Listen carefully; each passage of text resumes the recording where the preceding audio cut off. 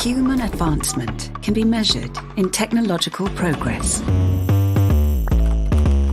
Since the start of the digital economy, we've been creating the right conditions for innovation to thrive and deliver positive change.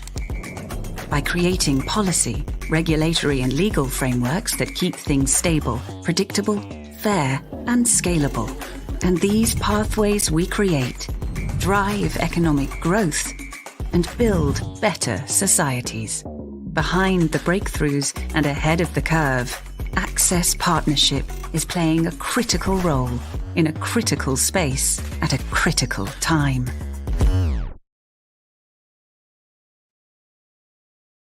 Welcome everybody to Access Partnerships webinars. Today we are going to be speaking about the hottest topic where we're actually not supposed to be hot. Actually, we're supposed to be cooling down the earth. On the COP28 goals, we're really going to be focused on what I believe those of you who are following and have worked with Access Partnership before on digitalization and asking ourselves, where are we with the use of technologies, especially emerging technologies, in trying to achieve COP28 environmental goals such as carbon footprint reduction. Today, I have with me Jay Sadiq, who is the founder and CEO of FortiGuard, and Naji Makarem, the founder and managing partner of Urban Emerge. And we're really, really happy to have both of them. You might not be super familiar with what they're doing, but trust me, when you speak with them, you're going to want to get to know them a lot better. My name is May Ann. I'm the director of the Fairtech Institute over at Access Partnership, and I'm really, really happy to welcome you there. A couple of notes that you may want to take as we move along this webinar. This is going to be slightly more interactive than you probably are used to. I am taking questions and doing answers along the way, so you do not have to wait until the end to ask your questions. If you've got questions, post them up and we will get Jay and Naji, put them on the spot to answer all of your questions live, and I will try to weave it in pretty neatly. All right, well, without further ado then, I will now hand the time actually over to Naji in the first instance, because we're going to start with our first question, which is introduction. So please do tell us about yourself, your company, what you've been doing for COP28, for example, or around the SDGs, the Sustainable Development Goals. In particular, where are you and the work that you do with digitization? Has it been effective, etc.? So 10 minutes to give us a quick introduction. We'll be giving the mic to Naji first, and then over to Jay. Wonderful. Thank you very much, Lim. It's a real pleasure to be here. So thank you and Access Partnership for the invitation. My name is Naji Makarem. I'm the co-founder of Urban Emerge. I have one foot in consultancy and one foot in academia. So I'm an associate professor in the political economy of development at UCL. And I co-lead the Masters in Urban Economic Development, which is about thinking about the future of cities and regions. Very complementary, actually, both fields. My partner, Andreas Bivor, and I, and a few others, we launched Urban Emerge back in 2017. And since then, we've done about 75 different projects for a range of clients, which I'll share with you in a second. But just to give you an idea, we work across 4 different areas. So the first area is around thriving economies. The second is around sustainable cities and regions. The third is responsible companies. And finally, a cross-cutting theme or pillar is enabling technologies. Now, we're a very purpose-driven consultancy. So we got into the business of consultancy to make the world a better place and looking at the world through a systems perspective. And we developed what we believe is a very useful shared vision to align the actions of different stakeholders so that everybody is towing in the same direction. A shared vision is very important, and the one that we share and we believe opens up huge opportunities actually for businesses, investors, and entrepreneurs, is one of giving rise to more inclusive, ecological, and circular regions. It's an opportunity to heal the disconnect really between cities and nature itself.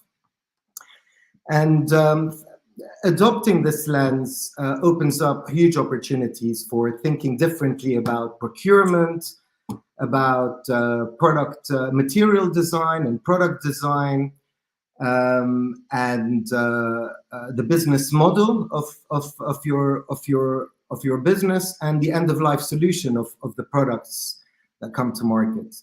So we're in the middle of a transition now, and a lot of development professionals and their partners in the private sector are really trying to make sure that this transition is a just transition, and that we create a world where we're moving away from a take, make, and waste linear economy into a circular economy. Now, a circular economy gets you to look at the inputs coming into your business. Are they actually regenerative of soil health and biodiversity and ecosystem, or are they degrading nature from your procurement? So that's the revolution that's happening on the input side. And it's no small feat, is a transition to regenerative agriculture. So this is growing our food and our produce in a way that doesn't degrade soil health. And to do that, we need to wean ourselves off our dependence on chemical inputs. And we also need to be doing everything, getting the inputs as much as possible from the regions that we're in, okay? Of course, that also minimizes CO2 emissions from transport. So trying to be as regional as possible. That's on the input side. And thinking about the way that the products are produced, so that at the end of life, there is it's easy, and there is already an existing solid waste management system that can take products away from people and circle them back into the economy, whether it's reusing them, whether it's refurbishing them, whether it's upgrading them or completely recycling them. Again, that opens up huge opportunities for new ways of thinking about the products that we produce, and opportunities for new businesses to plug and play within this new circular economy. So so that's really the purpose of Urban Emerge, is to give rise to this kind of world where business and economic growth is associated with development and the regeneration of the environment, rather than working against each other. And the way this happens is just to think in that way. So the way that we think and the worldview that we adopt will reveal all the answers, and you'll find that those answers open up huge opportunities, huge business opportunities to fill those gaps and rebuild a new economy, essentially. Thanks, Naji.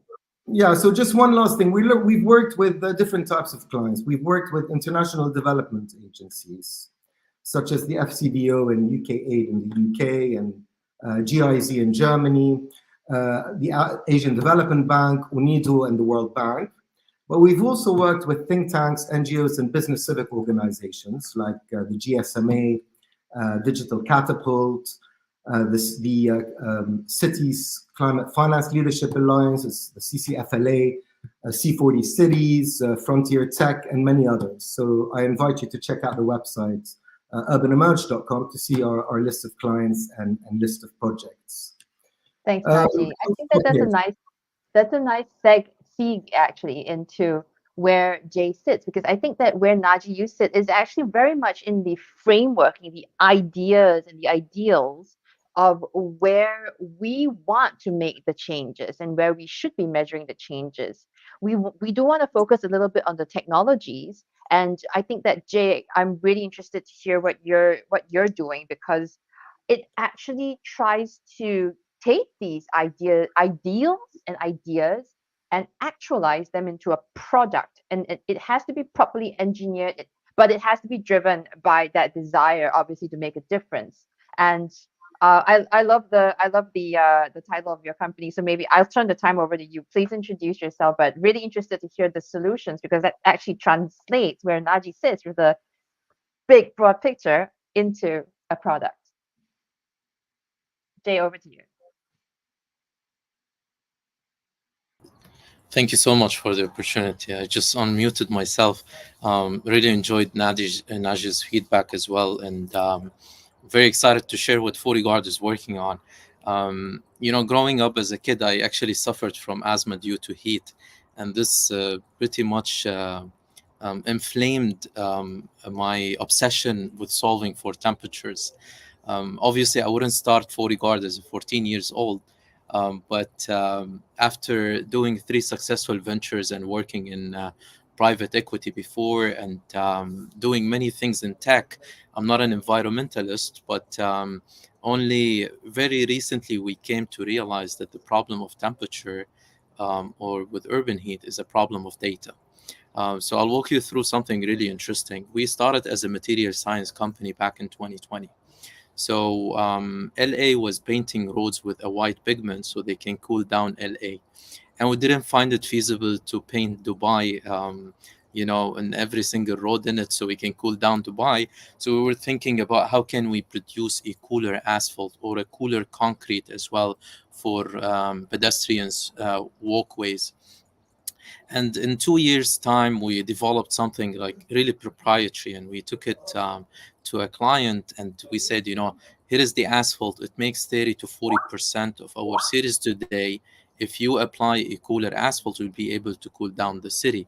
And the question was, Jay, where are you going to put it? So we said, just put it everywhere. And they said, no, this is not feasible. You need to identify where are the hotspots.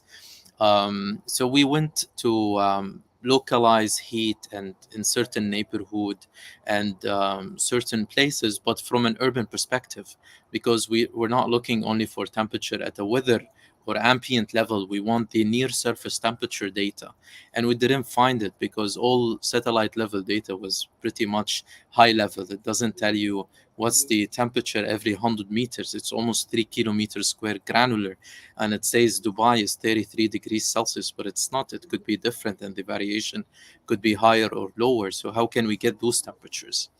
And this is where we made a shift. We started to work on the data. We started to get a lot of or focus on how can we access a lot of temperature data that is in our cities today, and turn this into a product. So to Naji's point, we actually started doing advisory work. So we started as consultants after that, and this was the pivot from being a material science company to becoming a data company. We started to provide our clients, who were urban planners, engineers, city managers, environmentalists, with advisory work, and they were willing to pay for it, and they used to pay a lot. So we found that our business model could change.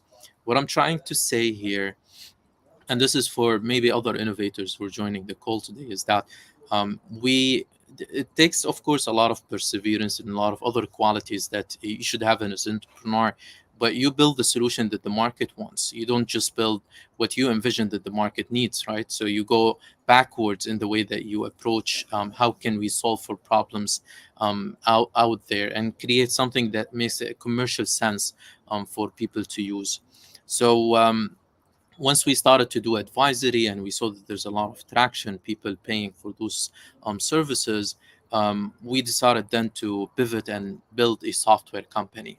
And that is literally and this is where technology is coming, to provide the data to map cities down to 10 or even 1 meter square granularity.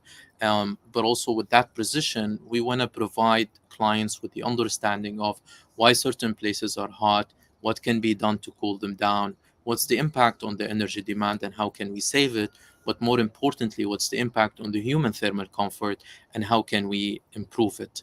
And this is where FortyGuard has developed a software solution that can take engineers, maybe 5 or 6 of them. I think Naji has a better understanding of those things, working on products and services that might take a year, 2 or 3 to deliver.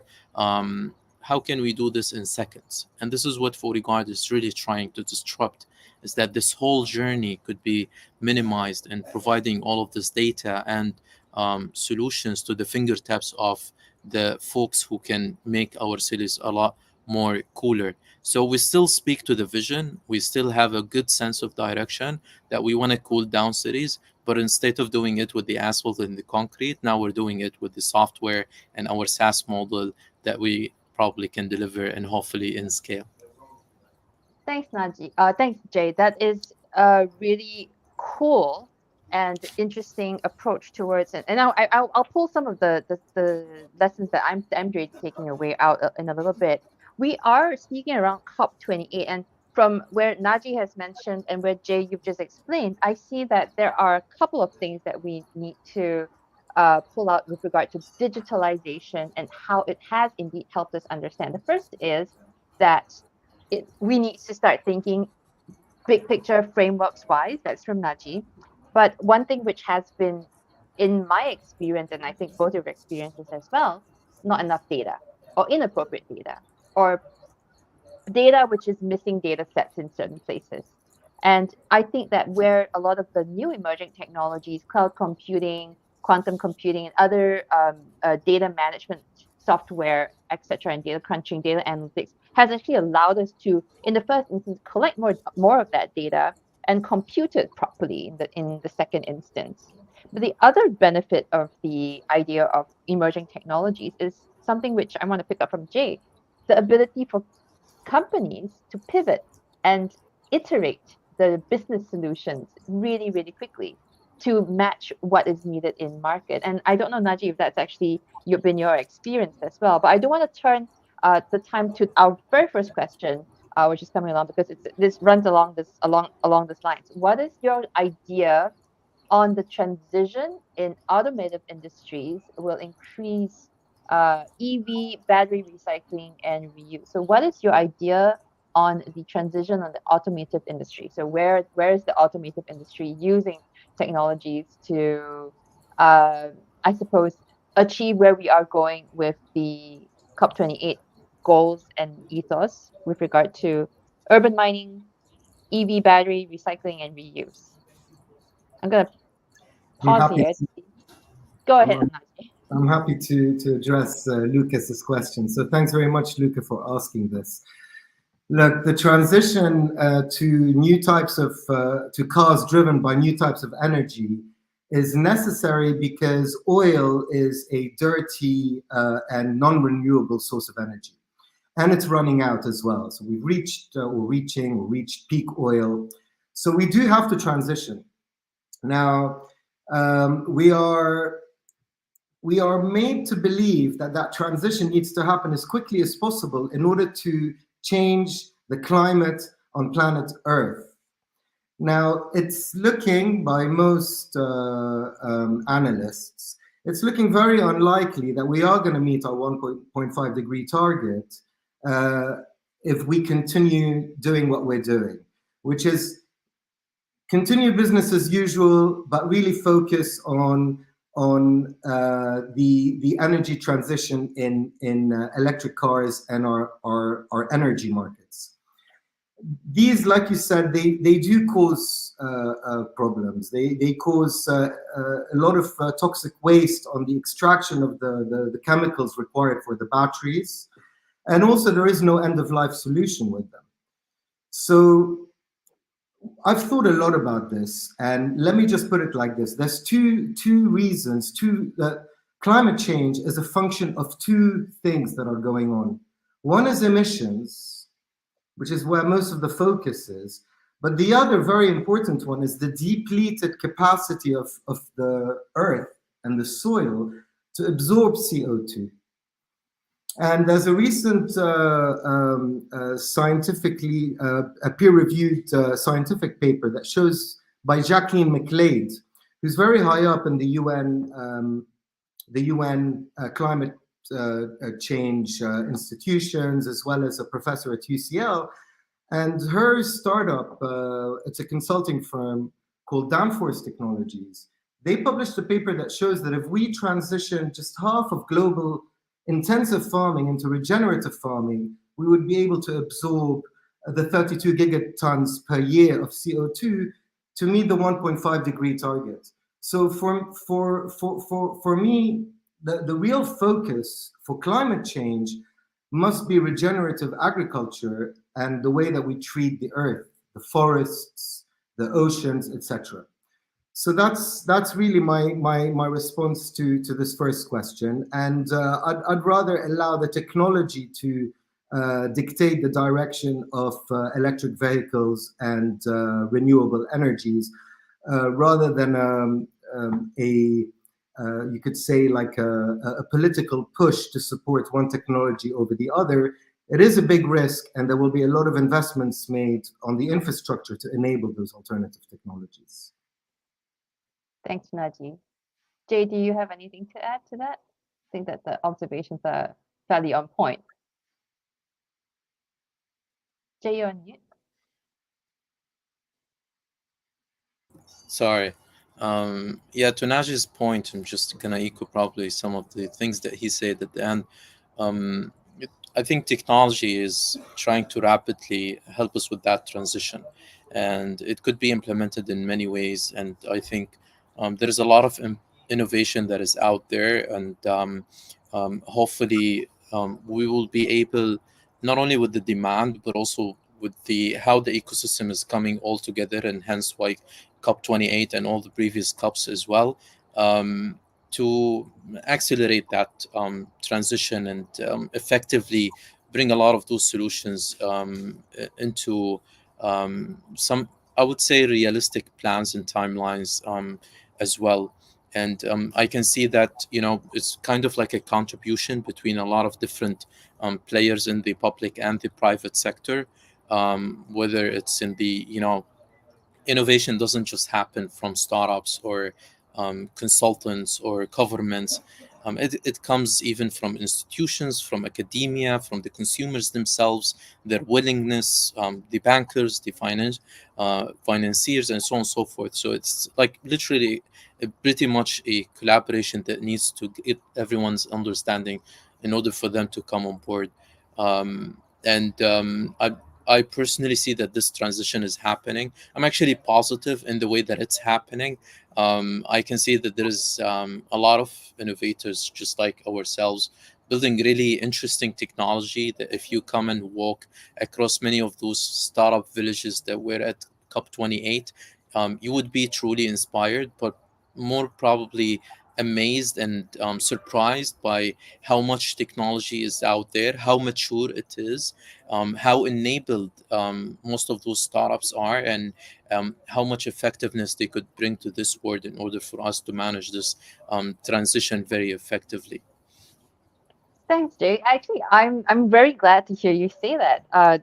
How much technology is out there, how mature it is, how enabled it is. That they're all there in. I wish I had made the trip down to Dubai right now.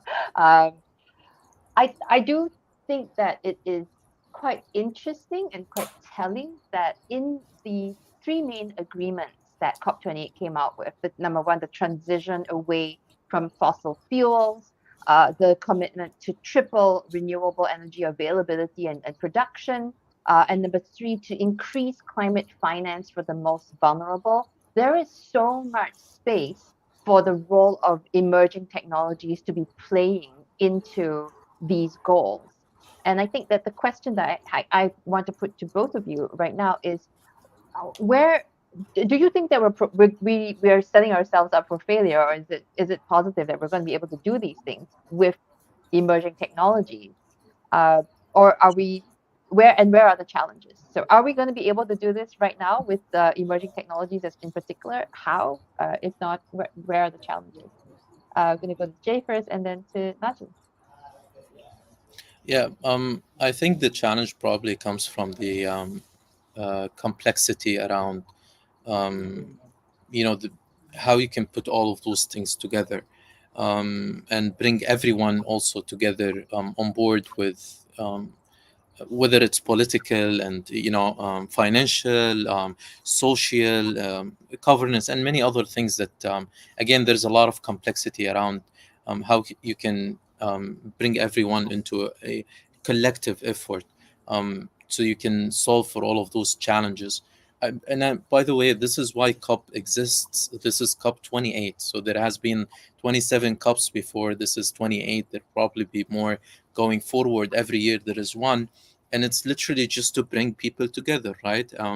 Whether there is an agenda, whether there are negotiations, whether people are satisfied with those things or not, but you can just tell that people are getting together and people are taking this very seriously, and hence why there are probably disagreements and there are agreements and so on and so forth. But also it's the collective of all of those people's efforts is actually coming into place, and that is a good thing. We definitely need to work on integrating all of that diversity, so we can really also focus on the critical aspects that will put all of this talk into walk, really make enable the doing of what can be actually done to save planet Earth. I think one of the things that I really enjoyed at COP28 this year is that there was a lot of respect to science and scientists, and they had not only a stage, but they were heard, and most of what they've been doing and saying has been translated into a lot of those decisions. And if you look at the drafts and the the outcome out of COP28, you would see that pretty much reflected not only in the discussions, but also in the commitments that everyone made into this. And this is essential. Even at 40 Guard, everything we do is basically reflected on the science that that is out there about urban heat, and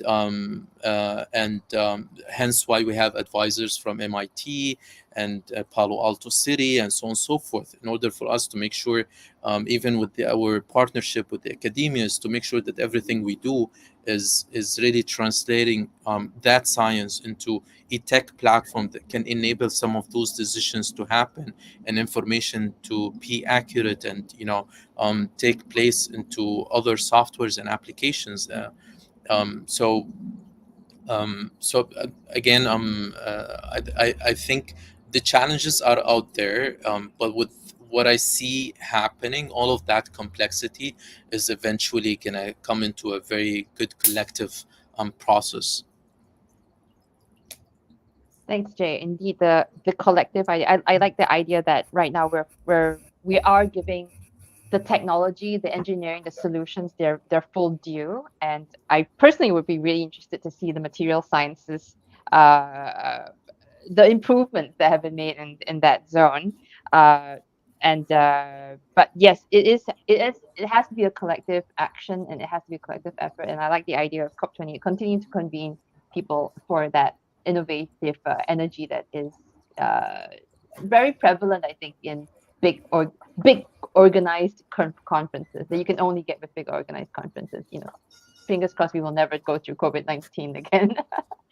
Naji, what about for you? What are you seeing for where we are with technology and how we're using them to try to achieve these COP28 goals? I know that they're new, but Thank you. Look, first of all, I agree with Jay. The most encouraging thing is to see how people are coming together. And I'm not talking about the conference itself. I'm talking about people coming together and forming partnerships, the same way as 40 Guard formed partnerships with academics at MIT, etc. Forming partnerships is the way for you to achieve more than you can achieve just by yourself. And the way to do that is to have a very clear purpose and a mission, and then to find those people who resonate with your purpose, and then to bring them on board, and then together you can synergize and achieve more than a single one of the partners can achieve by themselves. And we're seeing that happen a lot. In fact, one of our clients, the GSMA, it's a big association of all the telecoms companies in the world. They asked us to develop a tool and guide to help startups partner with governments, specifically utility companies. So there's some great innovative startups out there who have solutions for sanitation, for waste to energy, and other utility use cases. And we've learned about the success cases of getting together with municipal governments and partnering with them. So the partnership is very important, and there are guides and tools out there for guiding you to do that. Now, in terms of the role of digital technologies and the purpose of COP, the purpose of COP, I think, is clear. It's to meet the 1.5 degree target, right? That's the purpose of COP, is to meet the 1.5 degree target. But our deviation away, this overshoot, that's going to take us way past 1.5 degrees to more like 2.5, 3 degrees if we continue business as usual. This requires us to think about the environment, because the environmental crisis is causing the weather to change. It's also causing a breakdown of ecosystems. It's causing a breakdown of a wiping out of biodiversity, and it's causing a lot of waste and pollution. So we're heading towards having more plastic in the sea by 2040 in weight. That's the amount of plastic in the sea. It's quite a shocking fact. We're also heading towards the extinction of 1 million species by 2050. I mean, hold on to your seats and think about that, because it's much easier, it's so shockingly overwhelming. It's easier just to allow to go through one ear and the other. So putting the environment right up there in order to save the climate and biodiversity and soil health and the forests and the rivers, in order for us to have clean water and clean air and good healthy food and clean oceans and rivers to swim in.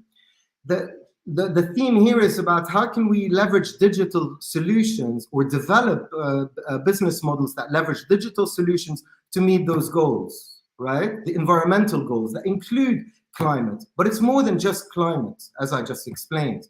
So FortiGuard is a great example of a company that within this broader goal, saving the environment, they found their niche, which is measuring heat across cities at a very fragmented level of disaggregation down to the 10 meters squared or lower.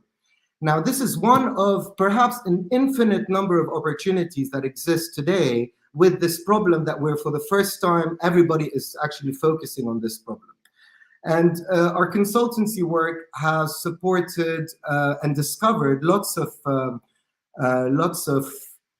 examples of how we can use digital technologies to meet those climate, ecology, and waste and inclusion goals. So just to throw out a few examples, one of our reports for the GSMA looked at digital solutions for plastic waste. So using an inclusion and sustainability lens, we recognized the importance of the informal waste pickers and thought, great, how can we leverage them? Or at least we discovered that people were leveraging these independent informal networks of waste pickers and integrating them into formal value chains that take the plastics from the streets and then ship them or redistribute them as social plastic.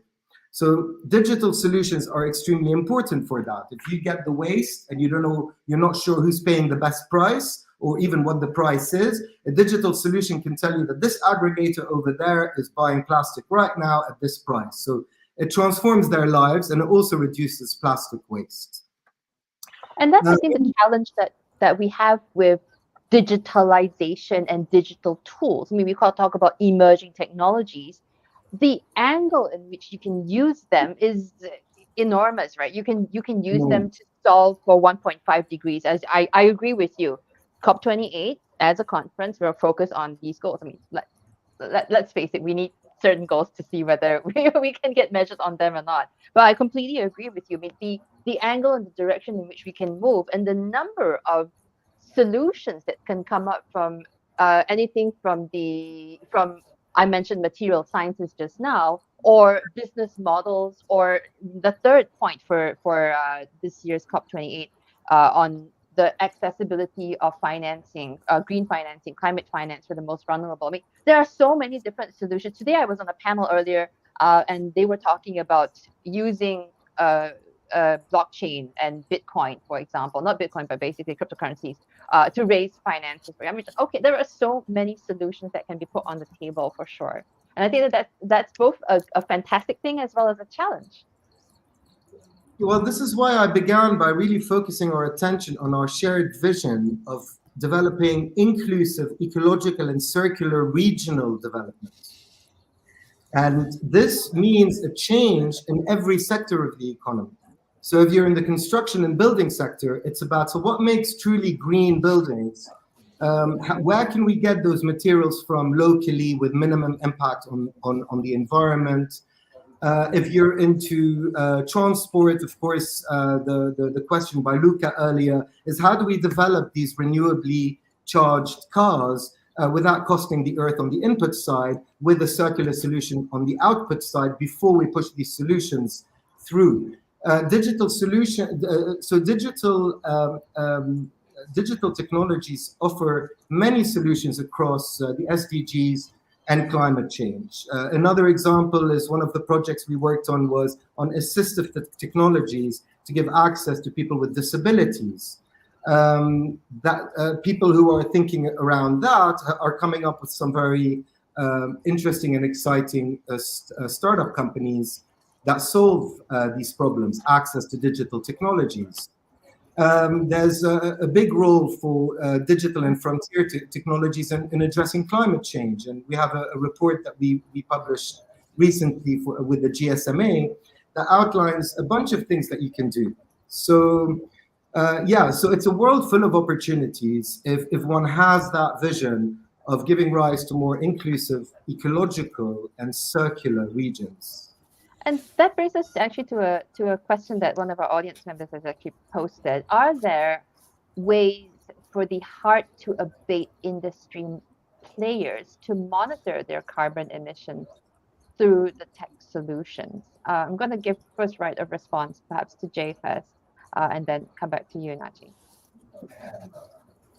I'm not too sure, Jay, you can take a pass if you have No, yeah, I'll take it, but I probably have a different approach to this, and this could be quite interesting.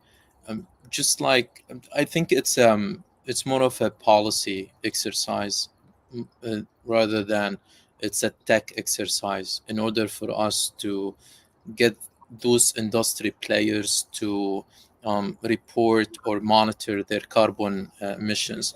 Just the way that you put companies or individuals to tax or to file their taxes, maybe we could, put a policy in place to put those companies to file for their carbon footprint, right, or the emissions that they're responsible of. I think technology is there, and the policymakers, they can use it. If Naji would allow me, he was talking about the coal, which is interesting. He said he monitors his how much plastic he is saving, and he was discussing the percentage and how much he is doing as an individual to contribute to that.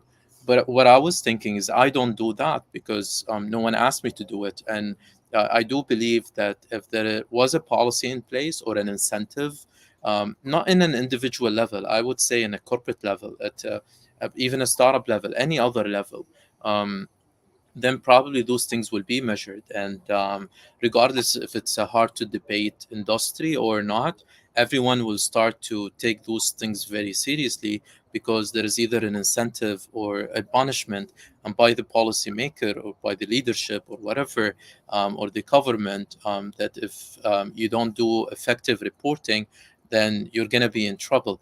But again, I do believe that there is enough tech out there that with this mandate, it will be there to serve the market with solutions that can enable such decisions to take practice. Thanks, Jay. I like that approach. Yeah, not everything needs to be thrown in with the technology hammer. I think that we have quite a lot of people on the line and who will be watching this in the future as well, who are in that corporate space. I think they're looking at compliance. They're looking at that reporting requirement. So on the other hand, you do get civil society groups and environmentalists who want to monitor carbon emissions But I think that it's not just about carbon emissions. I think that it's really about the reporting mechanisms. To Naji's point earlier about the oceans and having a holistic approach towards making sure that we're looking at environment, saving the environment from a holistic lens rather than just 1.5 degrees. I'm a dive instructor and I've been diving for the last 20 years of my life, and for sure you can be sure that if I am going to be buying tuna, I'm going to be flipping that tuna can aside and looking for that dolphin safe fishing, for example.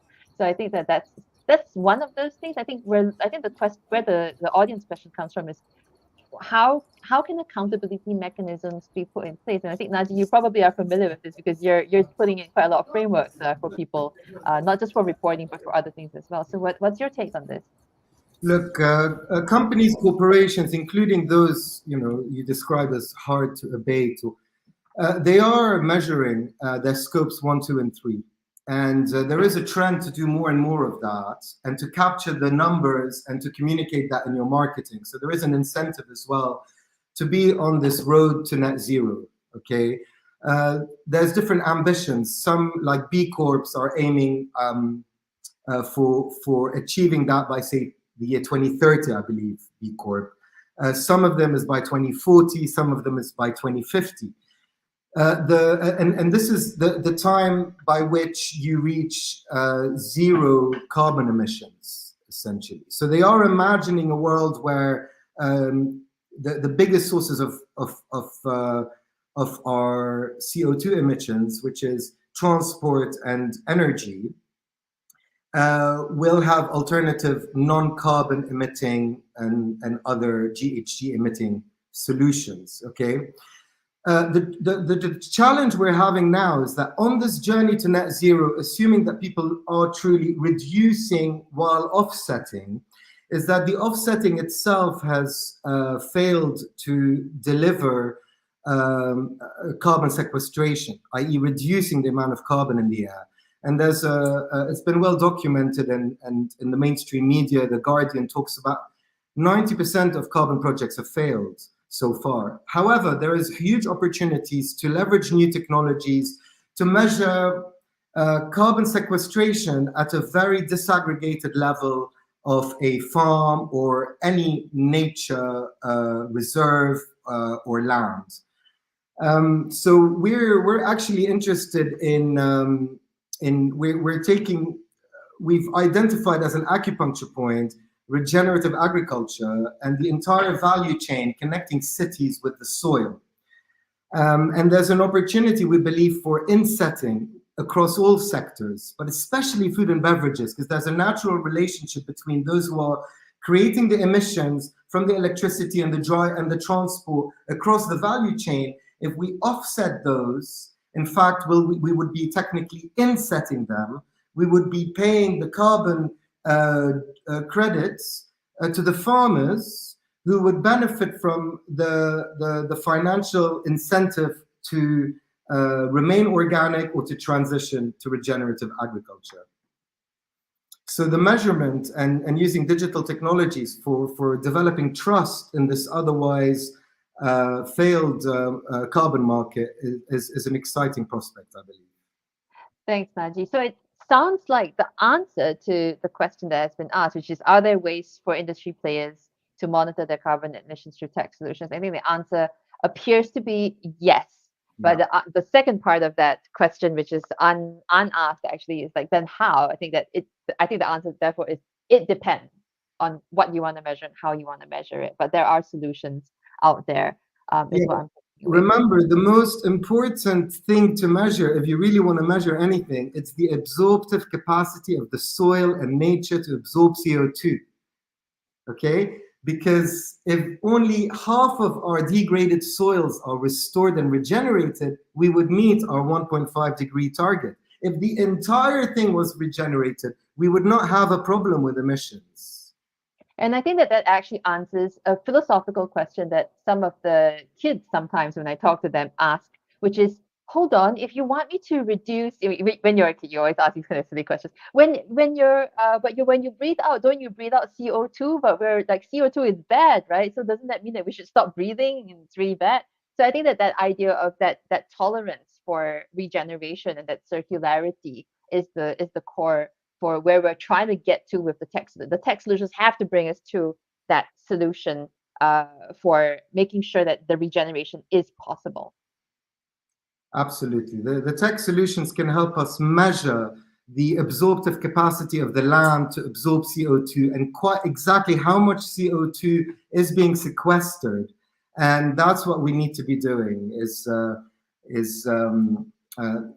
having the technology that can measure, then we can create the incentive structure and the financial structure to align all the players towards that very specific and measurable goal. So I'm gonna try and pull this together because I do want to hear, because we have Jay here, and this is a very practical case study that we're all doing together. I understand, Naji, where you're coming from, where we're looking for circularity, and we're looking for carbon. The question was on carbon emissions, but pretend I'm the child in the audience. But hold on, Uncle Jay is on the line, and Uncle Jay is working on FortiGuard, and he does like heat solutions. How do you plug that into? How do you associate heat, measure heat, and then link it with this idea of carbon emissions? And then what exactly are we measuring? Like, how does it all fit together? Draw me a picture, Jay, if it makes any sense. Definitely. There is a very good correlation between temperatures and carbon emissions, specifically probably in cities where 40 to 60% or even more sometimes of the energy in buildings is consumed to cool down those buildings. And especially in countries where they're dependent on fossil fuel and so on and so forth, the more the heat, the more the energy required, and then the more our carbon footprint. I think this is as well, when you discuss emissions, is not only about the impact on the carbon, but also the impact on the social and all the other elements in the city. People, if you reduce the access to walkability, let's say, people tend to use their cars, and then that contributes to carbon emission. Just it's kind of like a lot of different things. I think one of the things, and also actually to go back and circle to the same question, maybe a little bit, but also to answer your question now. Everything is almost data driven, right? So whether you're doing carbon or doing temperature, this is how I feel as a tech guy. You really need to have a benchmark for everything that you want to measure from an environmental footprint perspective. And also to Naji's point, when he talked about the soil, everything need to set a science-based target for. And those ambitious targets or goals, they really have to have some operational units. Like, it has to figure out what is the pathway to decarbonization, what's the plan and the strategy for our operations, our buildings, our cities, to change through the value chain of the different activities that we do in our cities, whether it's an urban temperature problem, it's a economical problem, it's a financial problem, it's a banking problem. It could be a lot of different things. But also, how can we continuously as well, with that data that we have, all the targets now set out very clear, the plans that we have in place, but how can we continuously improve our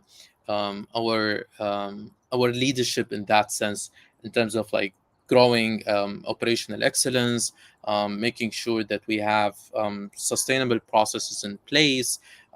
We are communicating those solutions and the measurements that we use and the data effectively with the ecosystems, with the other stakeholders that we are part of and are interacting with, and then communicate our, I would say, net zero targets. It's not just we tick the box. We actually did 1, 2, 3, and here is how our industry behavior to the effectiveness of those strategies has been consciously communicated. So describing those best practices, sharing them with the ecosystem so they can apply the same or improve them, or validate some of those processes that are taken. And this is, again, I go back to my initial point.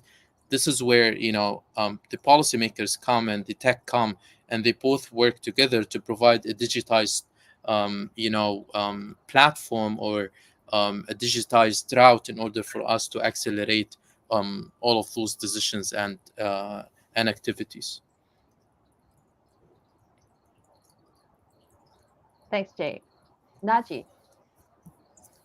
I've lost track of the question, although I found very interesting to follow Jay's thoughts, but please do pose it again. No worries. I think that what we can do is move on to our third and last question, which is really one of the Please. biggest challenges to using technology to achieve the COP28 goals, or in your opinion, are the challenges not related to tech at all? And this whole webinar where we're talking about digitalization and emerging technology, really, it's not really about the tech, it's really about something else. Look, the tech is an enabler. I mean, there are things we can do today that we could never do before in all of human history, thanks to the tech. So there's no doubt that all the things, the non-techie things that we can do in order to align with the needs of people and the environment can be done better with technology. So that's really the power of new technologies, and they're being deployed. And there's lots of frontier technologies that we've learned about through our projects, such as immersive AR and virtual reality. You can do lots of training. You can reduce the risk that some employees are exposed to. There's so much that can be done to align with many of our social and environmental goals. The other technologies include, well, of course, artificial intelligence, and there's huge opportunities for leveraging AI to make the world more democratic and accessible for people, to share the wealth more fairly. The Internet of Things, again, for data measurement and validation, there's huge opportunities there across many industries, from manufacturing to agriculture itself. And distributed ledger or blockchain as well is having a positive impact, allowing us to do what we could never do before, such as trust that someone, for example, trust that someone's plot of land is indeed their plot of land, and the data hasn't been manipulated. I mean, that's just one of so many potential and existing use cases across just a few of those key frontier technologies. Thanks, Naji. Jay, what about you? Do you think that it's not about the tech that solves it, but it's really about something else? The challenges of achieving the COP28 goals or something else? So there are a lot of challenges. I would talk from my side. There are definitely a lot of technical challenges that innovators need to come together to solve for. In one of my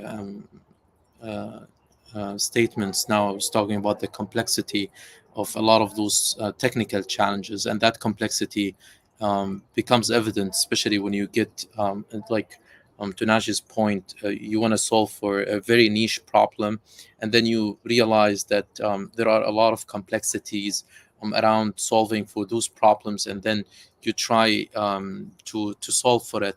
The other thing is that there's a lot of market adoption issues that you keep coming across, especially.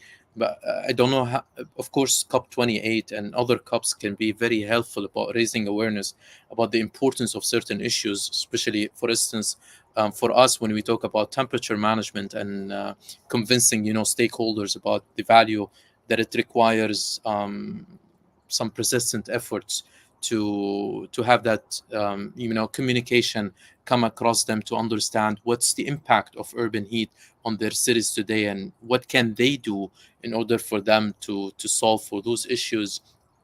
A third challenge, and I think a lot of the startups come across, is the measurement of those challenges, right? So How do you measure every single challenge? Because it's a very debatable thing. Is how much do you contribute to emissions? How much do you? What's your carbon footprint? Is it your responsibility that there is urban heat? How much are we responsible of urban heat? How much each and every one of those stakeholders is responsible of climate change, and so on and so forth. So it's really that challenge. It sometimes makes it very difficult as well to bring a lot of solutions into practice. And then the fourth one, and I would say it's probably also common across all startups, is the cost factors. Because at the end of the day, whatever solution you are trying to bring to market, it has to make a commercial viability. It has to make a commercial sense. And advancing AI, advancing climate tech, affordable solutions is of course very crucial, but you have to bring a balance between the cost effectiveness of those solutions and the technological advancement. And you talked about computing before and many other challenges that are there, and they become really costly when you get into a lot of modeling practices, such as the work that we do in terms of mapping down to this granularity. That precision isn't easy. It really requires a lot of work, but also it comes with a lot of cost and a lot of other efforts. And then making all of those solutions very much accessible to the wider range of users. Because at 40Guard, we're not just working to map cities down to the meter square or 10 meter square granularity just because we want to sell it as a B2B solution to urban planners. We want to personalize the use of temperature. We want this to be for users to identify their next walking distance based on a cooler route instead of a shorter one. We want them to be able to pick where to live, stay, or rent properties based on good microclimate conditions. We want them to know the risk zones for their kindergarten, for their children, for their senior individuals around hospitals. We want this to be reflected on solutions to solve for water quality, and for agriculture, for logistics, for even the banking sector, the insurance market. Really, there are a lot of other applications. And again, we're ruthlessly trying to focus on something, nail it. But our ambition isn't just to, focus on just, those certain use cases. And in order for us to become the Google of temperature, we really need to be thinking forward about, how the future of 40Guard's technology from the urban heat perspective would be feasible to target a lot of the other use cases that we could solve for, and the challenges that we see. And I do believe, Mayan, and every founder and innovator out there, the only distinct that they have and probably others don't is that they see things that others don't see. And if we see the problem of temperature in the future, and how is this going to be impacting a lot of individuals, a lot of people, then what is it that we can do today in order for us to come in from now and also in the future to provide a solution that can guide a lot of those activities to make our cities a lot more cooler. So I think those are the four challenges that every tech, I would say, is trying to solve for. And maybe there are more challenges, but this is what I think is very common to a lot of other startups out there. Thanks, Jay. I think that gives actually a lot of good ideas around how we can actually think about innovating, think about innovative companies and small and medium enterprises who are working on startups that solve for problems. A lot of the work that we focus on, especially with engineering solutions, always start with the problem statement, and that idea of solving for problems always tries to helps us by drilling down. But sometimes it's good to have a nice framework to then see, are we actually moving towards the right direction? We're running up against the hour already, so let me attempt to summarize this pretty interesting discussion. Again, we're really focused on achieving goals for the COP28, where digitalization as well as emerging technologies can be helping us achieve these goals. And the three goals, for those of you who want the cheat sheet: transitioning away from fossil fuels, tripling the renewable energy production, increasing climate finance for the most vulnerable. And today what we've got is, I think I've taken away four things. Number one is that the technology is there. The technology solutions are available. Whether or not it is making the old solutions better and more efficient, or whether we've gotten better at data collection, etc., that technology is there, but not just there to improve the old, but there are also frontier tech, as what Naji mentioned. We do have frontier technologies which are actually solving the issues that we need solved. And that brings me to the next observation that I've had, just pulled from our discussion, that we need to have solutions which are actually fit for purpose. To answer my own question about, where should digitalization fit? Where should emerging technologies fit? Well, the answer is, what I've heard is everywhere as well as nowhere, because actually it might not be that technology that needs a solution. It might actually be, as Jay mentioned, a policy request, a policy decision actually needs to be made on reporting and measurements, actually, that instead of having a technology solution that gets plugged in there that solves the problem. So fit for purpose solutions are what I've heard, which again brings me to the third point, which is we need to have better ways in measuring, tracking, and reporting, basically keeping each other accountable for some of the things which we have promised to do. And it would be good if we could perhaps share notes on what the best practices are and how this has evolved.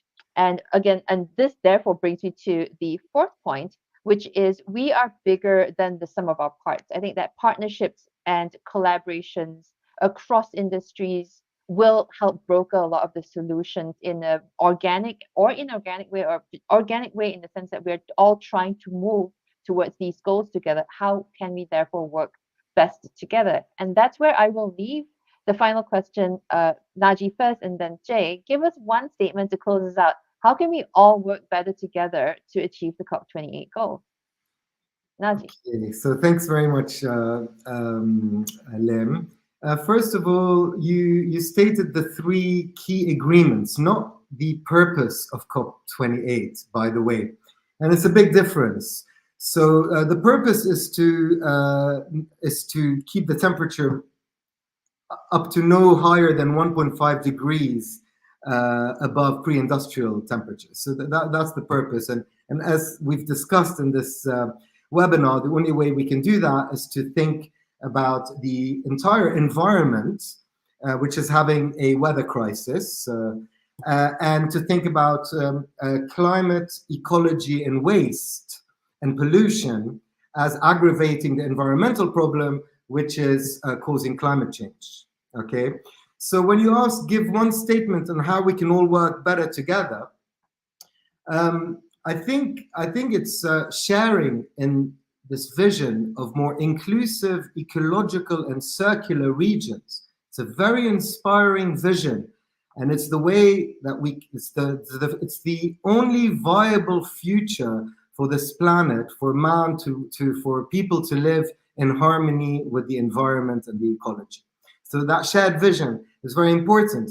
And then to share ideas, good ideas that align with that shared vision, and to form partnerships so that people who resonate with your vision, they come to your ideas and together with their resources at hand, make them happen. So that's where the opportunities will come from, this way of thinking for companies and corporations and investors and entrepreneurs. And just one final word. So that's what companies can do. That's what the private sector can do in terms of as individuals. To achieve the goals of COP28, we need to go plastics-free, organic or natural, so chemical-free food, regional or seasonal or ethical if it's coming from afar for the minority of our food consumption, and zero waste. So plastics-free, organic, as regional and local as possible, and zero waste. So that's what I'll leave you with that thought. Thanks, Naji. Definitely an ethos to live by and do corporate policy by. Jay, how about you? What's the best way that we can all work together? So I'll say it in layman's words. So first, I'd say let's walk the talk. So we really need to act, and there has been there's a lot of talking but less doing, and I think it's time that a lot of folks really start doing things. Second, I would say sustainability has to come into account, and it has a lot of those sustainability solutions. They need to make a commercial viability, and I think that needs a lot of enablement. So, in order for us as well to achieve a lot of those COP28 goals, that finance, from an accounts perspective, need to match those sustainable, ambitious goals that we have. So we can incentivize all of those activities as well. And third, I think um, we're in a good traction. I'm not sure how the science is looking at this. Of course, the 1.5 and the temperature growth, probably it's alarming. Maybe it's not, but I think there is, with the way and how technology is improving and accelerating a lot of things that is making our lives better. I think it is also making the world better, and there will be a lot of acceleration in the future to enable a lot of those solutions and make our world a better place. So I'm very positive, to be honest. Just as a final note, I'm very positive on the word to come is going to be a better word, and many better things are going to come, whether it's through the COP or any other climate event that is out there, to get people together, to take some action and do something good.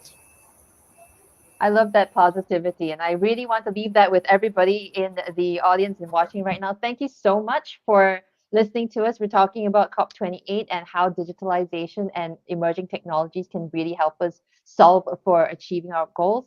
Thank you very much to Jay and Naji, our panelists today. I really, really hope that you do keep in touch with us, as well as with everyone else that we can keep in touch with on the socials that we have. I hope to hear from all of you on our socials, and I hope that we, as Access Partnership, we also look at a lot of technology, and we have actually just released our predictions for the future technologies. We have got an emerging trends report, and that is coming up really, really soon. Tech policy trends. Please click on the link down in the description. Thank you very much for listening to us, and we hope that you have a fantastic rest of the week and rest of the year as we round off 2023 together. Happy holidays, everybody.